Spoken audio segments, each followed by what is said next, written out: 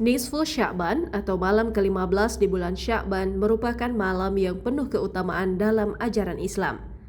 Di malam ini, umat muslim dianjurkan untuk memperbanyak ibadah, berdoa, dan memohon ampunan kepada Allah Subhanahu wa Ta'ala.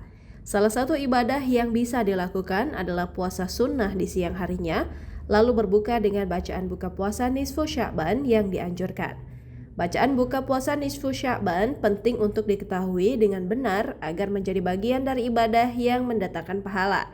Bacaan ini juga mengandung makna syukur kepada Allah Subhanahu wa Ta'ala atas nikmat yang diberikan, serta sebagai penanda akhir dari usaha berpuasa untuk mendekatkan diri kepada Allah.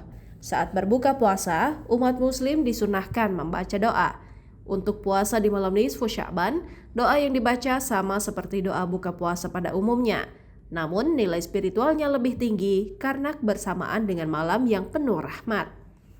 Berikut ini doa buka puasa. Bismillahirrahmanirrahim. Allahumma inni laka sumtu wa bika amantu wa alaika tawakkaltu wa ala rizkika aftortu. Artinya, ya Allah, aku berpuasa karenamu, aku beriman kepadamu, aku bertawakal kepadamu, dan dengan rezeki darimu aku berbuka.